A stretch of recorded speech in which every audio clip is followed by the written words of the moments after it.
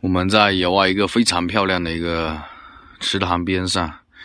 在一个山谷中间，然后这边有一口小水塘、小池塘，在水草边，我们刚刚用抄网捞了一下，捞到了不少很漂亮的小生物。这就是我们刚刚的收获，差不多捞了10分钟。这个是，这数量最多的是这个叉尾斗鱼，又叫中国斗鱼。这个是很多人小时候童年的记忆，一般在很多农村的农田里面都能见得到，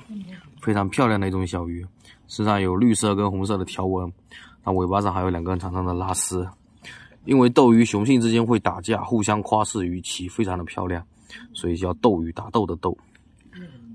很漂亮。这个鱼它非常好养哦，它是迷鳃科鱼类，可以通过直接呼吸空气来得到氧气，不需要从水里用鳃呼吸。它们只需要用一个小瓶子就能养活，而且吃的话是什么都吃，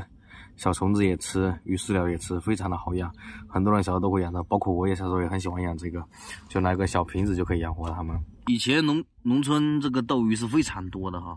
它后面因为环境破坏，农村里面农药用的比较多啊，水质污染什么的，导致这个斗鱼现在变得非常的不多见。我们今天找的这片池塘呢，它因为是没有被开发过，而且已经是荒废掉的农田，所以没什么污染，还能发现数量这么多的斗鱼。